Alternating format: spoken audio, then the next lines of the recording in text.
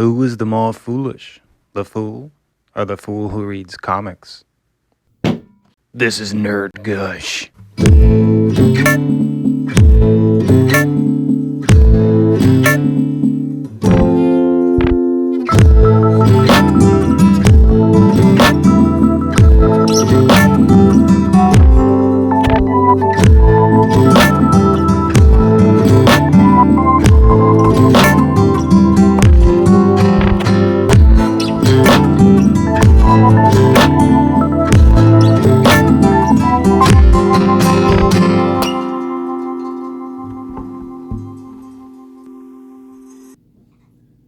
Hey guys, welcome to another episode of Nerd Gush, and yes, this is going to be about League of Extraordinary Gentlemen by Alan Moore. However, today I found out that Kentaro Miura, the creator of Berserk, as you see in front of me, passed this morning, and it kind of hit me unexpectedly hard. I've always kind of known of Berserk, but I've only recently started reading it, so to be honest, I didn't even know the creator's name by heart until this morning when I found out that he had passed. It's a very emotional, a very intense series, and I was literally reading it last night when I went to bed, and then woke up this morning to find out that he had died. And as a fellow artist, I don't draw, I'm gonna show images, but he does insanely detailed, very emotionally intense work. You can see it in his characters, in the writing, but also in their faces and the way they're drawn. You really feel everything they're going through. So I can only imagine how emotionally intense Kentaro was. I just wanted to make a quick intro to this in tribute to him, as everyone should read Berserk if you haven't. It's an amazing series, and very emotionally intense.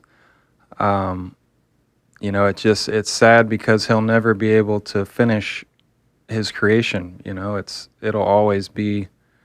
I'm on book 5, but I don't even know how much more of it is left to read. But it's just kind of a kick in the ass because, even with this video, I've been kind of putting off making it. But it makes you realize, it sounds cliche, but life is short and you don't know when you're going to get taken out, man. So if you have things inside of you that you want to get out, if you have people you want to talk to that you're afraid to talk to, or if you have art like this guy makes that you want to get out into the world, I can't say enough that you just need to do it. But yeah, on to the second part of Alan Moore's League of Extraordinary Gentlemen, Volume 1. All right, let's get into it. Before I get into it, actually, I just want to say one more addendum to that intro. Is Alan Moore actually just finished this series a few years ago when he did The Tempest. So, yeah, he finished this in 2019 with Kevin O'Neill still doing all the artwork, and they were working on that for 20 years. So I just want to say kind of an appreciation, and we're lucky that so many artists are able to stay alive to finish all the work that they do. Like, it's incredible. But yeah, definitely go out and read this stuff and cherish these artists while we have them. So let's jump in. We were on issue 3 or chapter 3 of League of Extraordinary Gentlemen by Alan Moore and Kevin O'Neill. So let's jump in. I was actually just going to read this first page. It's a perfect summation of each of the characters. So we start up here with Mina. Well, gentlemen, at least we now know why we are here. British intelligence, through Campion Bond and his mysterious superior, Mr. M, have assembled us to thwart a plot against the Empire. And the Invisible Man. That's not why I'm here. I'm here to earn a pardon and perhaps a cure. The only empire I'm interested in is my own, the empire of the Invisible Man the First. Griffin, an enemy of Britain, has stolen its one sample of cavalrite, the key to the mastery of the air. You too could perish in an aerial bombardment, unseen and unmoored. We all could. Well, for my part, I'm prepared to help the cause as much as possible. It's just that, well, sometimes I'm not myself. I'm not sure I can always be relied on. Jekyll, we all have doubts. I've been in a bit of state myself lately, I admit. The thing is, Nemo's right. If some swine has the cavalry, it affects every one of us. Well said, sir. For a moment there, I almost fancied that I heard the Quatermain that I read in my youth. We agreed then to proceed with the assignment as proposed. I love again that she brings up referencing reading him in her childhood and how he stands up to that. But yeah, you can see there's a shaky agreement from the start. She's trying to get them all working as a team, even though some of them hate each other or afraid of each other. We see her trying to form a union here, and she brings up the devil doctor again, that they have to work together to find out who this devil doctor is, which we're going to get into in this issue. So first we see the Invisible Man getting ready for the next phase of the mission. He's putting on the grease paint, and they all even comment on how horrible it looks as they're coming up to Limehouse here in the Chinese district. So Mina splits up the team, and we see that Alan is worried about Mina going off alone with Griffin. So he's chatting over here about that, doesn't want them to go off. Which is foreshadowing in the next book, because Dr. Jekyll, he remarks that he has a problem here with Nina, that he doesn't trust himself with himself. We also see down here is a reference to eruptions on Mars. That's a reference to the next book when the Martians will actually invade. So the War of the Worlds kind of takes place on their watch. So Griffin, upon seeing Limehouse, starts lamenting about how he finds humanity disgusting. That's happening back here. And he wishes they'd all disappear, like he has. And Mina has to rebuff him, wanting to talk about her marriage and his transparent urges, as he puts it. Yeah, Moore's really good with that alliteration, the way he's talking about he wants humanity to just disappear. And while he's disappeared, and Jekyll's talking about he doesn't trust himself with himself because he's dealing with split personalities. He's constantly layering that language in. So here we meet Mr. Kwong. I had to look up. Kwong Lee was created by Thomas Burke and is the protagonist of short stories published in, it's called The Songbook of Kwong Lee of Limehouse back in 1920. It was a collection of short stories centered around life in the poverty-stricken Limehouse district of London. So it's all about this area that they're in now. And many of Burke's books feature Kwong Lee, this guy, as the main narrator of the story. So Mina tells him that Bond has sent them to Kwong to get help to find the doctor, as she puts it. And we find out that the doctor, well, he doesn't actually mention him by name, but the doctor is Fu Manchu, which you may have heard from the facial hairstyle. But he's a character created by Sax Rohmer that first appeared in The Insidious Dr. Fu Manchu back in 1913. And he's been used as like supervillains in comic books and movies and all kinds of stuff over the years. And he tends to disdain normal weapons like guns and explosives, and instead tends to favor like magic or the arcane. So Kwong, he tells him that he's very vague about it. He doesn't give him a straightforward answer. He gives him the mystic Chinese answer, which what he actually says is, the waters lap beneath the heavenly bridge. The dragon sleeps below the waters. And when asked if he can offer anything other than just parables, he says, sure, fine tea. She deduces that Kwong was telling them basically to check under the bridge of London over here. Here we see Alan and Jekyll are searching for the opium.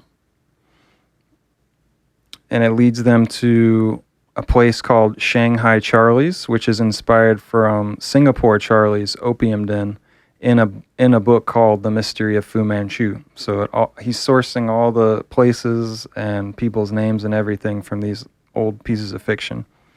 And they discuss what they've heard about Mina's mysterious past. So they're all trying to figure out who she is, because she's not telling them anything about Dracula or what she's been through. Um, she doesn't like to talk about it. So Jekyll's actually nervous, and he's worried that his nerves will set off another transformation. Oh, I see. I was getting ahead of myself. This is actually where he sees the guy getting drawn on right here with magic. So he's worried that as they're coming in here, he's going to start flipping out and blow their cover, basically. And Alan tells them that they're looking for a friend called Ho Ling when he comes in. They have like a whole story planned to disguise who they are. And Ho Ling just so happens to be in the middle of being tortured. So they look back. There's also really good use of other languages. You can see they're speaking to each other in Chinese. I would love to know what they're actually saying here. Probably some evil white man wants to know something about you. So they see him being tortured, and they become suspicious, and Alan basically makes up a story about getting sold bad heroin and wanting to get his money back. And while he diffuses the situation, we see Jekyll's kind of stepped away. Oh, I love this zoom in here where you see he's got like a snake eye. Fu Manchu's snake eye, and it really wigs. You can see Alan's reaction. He's a little wigged out.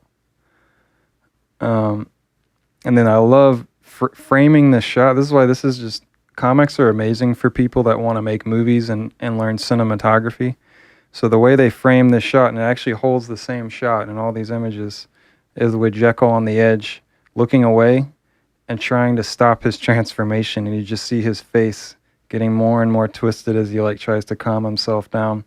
While in the background, Alan's making up this story and trying to calm the situation down.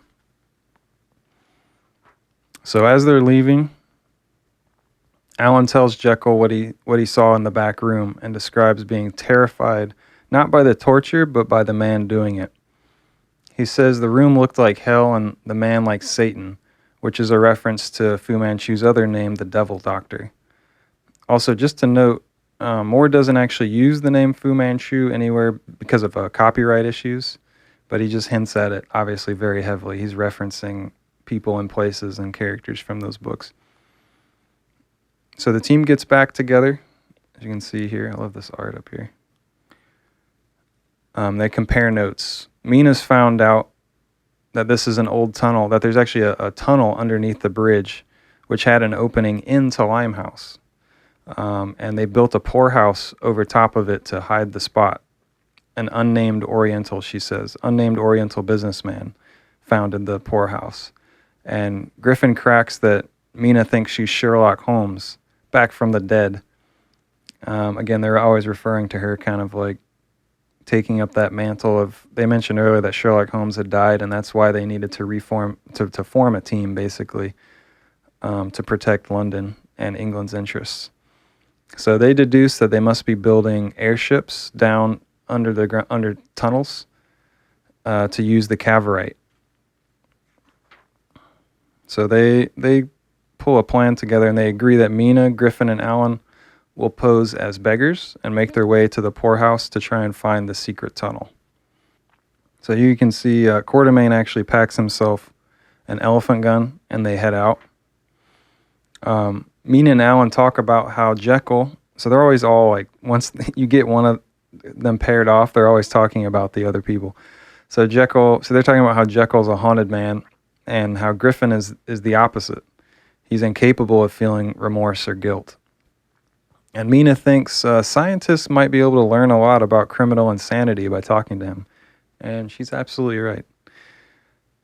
So they pretend to be a married couple when they get here, and I love that they do like a dialogue change to kind of like sound like poor Southern people. It's like she says, "Please, sir, me and my Arthur here was seeking beds, seeking as we've been no place to sleep. Ain't that right, Arthur?" "Oh, blimey, yes." "Not half it ain't. Strike me." It's like thick English accent. It's like Moore goes all the way out. Oh yeah, Griffin blows by them here. You can kind of see them react. He says, "Whoa." And you see him looking and there's nothing there. So like Griffin just like pushed his way through while they were talking. Great wordless part here too. I love the like, just setting the mood. Again, cinematography. They're setting the The atmosphere with the color change, the color palette, just a bunch of grays here, blues. And you just see the silhouettes and the poor people. They pretend to be kissing here as well because they're not supposed to be together. They're supposed to, men and women are supposed to be separated if they're going to stay in the poorhouse. And they were plotting with how they were going to find this tunnel, and so they pretend to be kissing while this worker or woman passes by. Mina then gets mad about the kiss, and Alan swears he didn't enjoy it at all. It was just, to get him out of a jam. So they find the mouth of the tunnel here, which has been stuff has been piled up in front of it to make it look like it's disused and you can't go through it. And they sneak their way in to find the flying ship. Which again, just look at this art. I would love a poster of this dragon flying ship with a massive gun coming out of its face. And then here's the stinger for the next episode. Tremble, dearest Rita, at the horrid spectacle of Johnny Chinaman, armed with the mighty weapons of our new electric age, and bent on turning them against our island home. Can any force prevail against this terrible affront? Do not fail to reserve the next edition of our illustrated chapter book, and thus learn the outcome of this rousing and invigorating narrative. All right, on to chapter 4.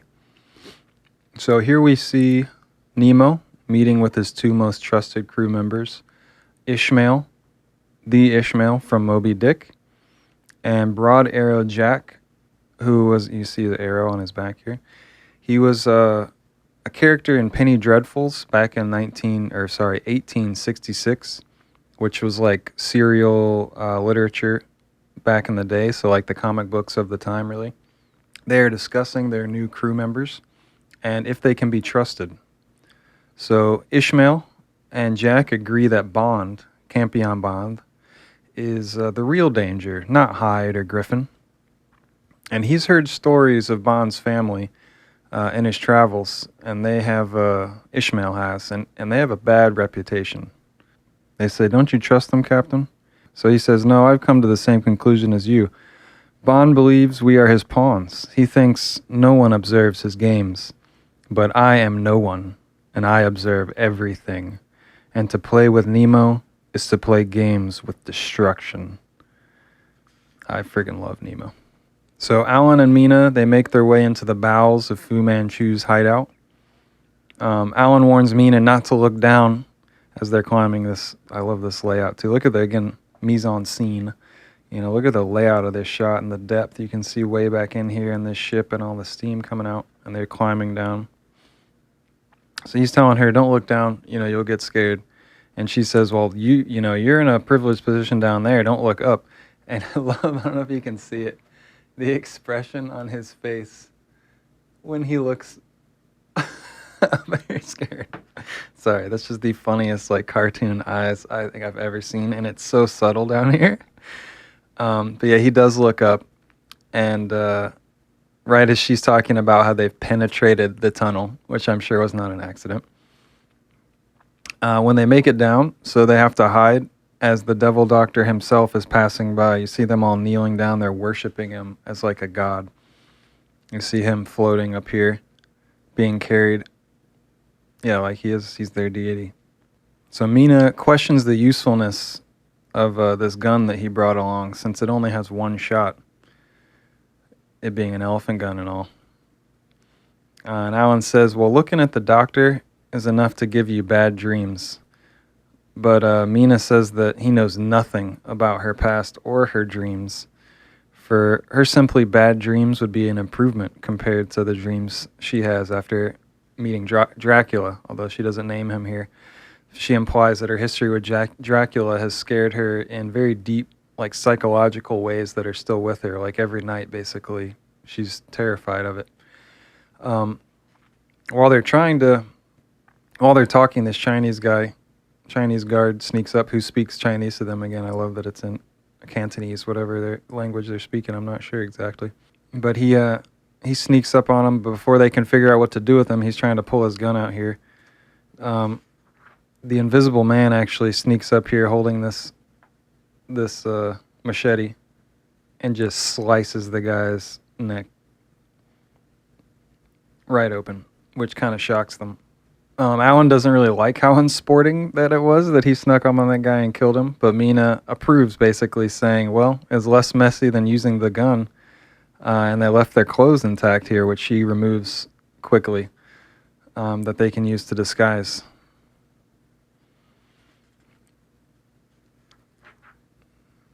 So here this wordless part, I love this. So Griffin, he's sneaking back out to go back. He actually leaves the sword for them. He like sticks it through this wood, and you can see his bloody handprint as he pulls it out.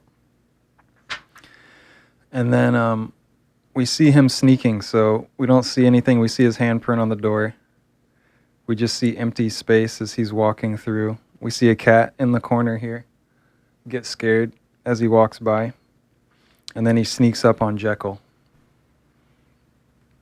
Jekyll is actually supposed to cause a distraction, but he's worried that he won't be able to transform on command. He's worried he's going to have erectile dysfunction, basically. But when they grab him, so they go in here and start causing a commotion. They start yelling at him in Chinese, and then they start dragging him away. He's basically trying to be the ultimate Karen. Or that's what he becomes here, that's right. So he turns, as they're pulling him out, he transforms. Again, I love how friggin' crazy he looks in this book. Like, he's truly scary looking. Mr. Hyde. So then he starts literally just ripping people apart. I mean, limbs are flying, blood's flying. And then he yells here, you know, if I say, and next time, if I say I want to see the manager, then bring me the manager. And he's just ripping people apart. So he becomes the ultimate Karen here. We also get a little foreshadowing here, actually, as Hyde and Griffin actually meet for the first time. And we can see that he's got like predator vision, and he sees the heat form around the Invisible Man. So he's actually not invisible to him. And the Invisible Man even says, like, what are you looking at? And he's like, oh, nothing. So he's smart enough to hide the fact that he can see him. He's not letting him know that he can actually see the Invisible Man. And even here, as he's pointing, he's like, where did the others go? And Griffin's pointing down there, even though he can't see him. So Griffin seems to be able to detect that he can look at him. It's interesting how he kind of plays with that here, because he's pointing as if Griffin can see him, or as if Hyde can see him, but Hyde is still saying, like, why are you acting like I can see you? I can't see where you're pointing. Like, where do you want me to go? So he's making his way into the tunnel now. So Quarterman makes his way into the flying machine here. He's disguised, and he's waiting for these guards to go by. And I love his look of awe as he looks up at the Cavorite in the machine here. It's all glowing green. You can see it here through this doorway too. And then boom, it's all green when we get inside. Again, it's all like cinematography, amazing stuff. Like, this would have transferred amazingly to a beautiful film. But again, Hollywood had other ideas when they turned this into a movie. He makes his way in. When he finds it, he's awed by the magic of it. And he easily makes his way out due to the diversion being caused elsewhere by Hyde. Mina asks Alan if the Cavorite is heavy as they're carrying it along here.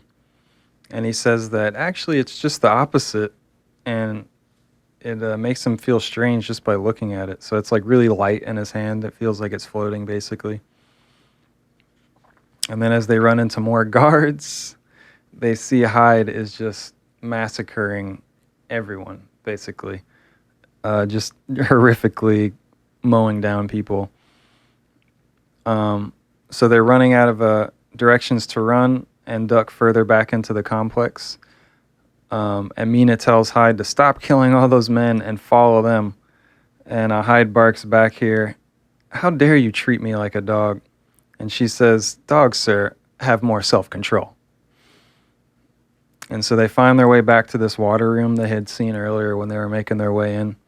It's like an open glass top in this underground hideout that's underneath the river. And Mina devises a plan here. They're going to use the gun to shoot the glass, and they'll use the Cavorite to propel themselves up through the Thames to safety, which is just, this is like a perfect like D&D solution here. Like if you were playing this with a group of people in Dungeons and Dragons, this is a weird creative solution that they would come up with. So they blast a hole. I love this. This looks amazing. They blast a hole out, and they're all holding on tight to hide. And then boom, they open up the cavorite, and it shoots them up through the water. Then when they pop up, they're like, quick, my God, close the container. And she can't get it to close, and they fly way up. And then when she shuts it off, they just fall right back into the water. And you see them get picked up here by the Nautilus, Nemo's sub. And it actually picks them up. You see its little arms, little mechanical octopus arms, picks them up out of the river. Bond is here. He congratulates the group and emphasizes that his employer, Mr. M, will be very happy. As Bond leaves, they realize that Griffin wasn't really there at all, as they touch him on the shoulder here, and he unravels. And they're like, where's Griffin? And then we cut to see Mr. Bond without the group around for the first time. And it's implied here that Griffin, the Invisible Man, is actually sneaking along, following them. Because they're like, what is that? Did you hear something? No, sir. You think he would have better means to detect someone he knows he's working with the Invisible Man. And you also see as he's walking here to talk to Mr. M, you see the Freemason symbol on the wall back here and on the door here. Freemason symbols everywhere, actually, there and there. He just, everywhere that involves the British government, he's like putting it around. And then here it is revealed that M is actually James Moriarty from Sherlock Holmes. And in the next chapter, we'll see a flashback here, actually, what happened to Sherlock Holmes. How did he die? And let me read the introduction to the next book here. And let me read the stinger. In the next number of our picture publication, we see astonishing reversals as apparent victories swallowed in impending catastrophe. Mothers of sensitive or neurasthenic children may wish to examine the contents before passing it on to their little one, removing those pages which they consider to be unsuitable. All right, guys, catch you on the next one when we will finish up. All right, guys, I will catch you then. Bye-bye.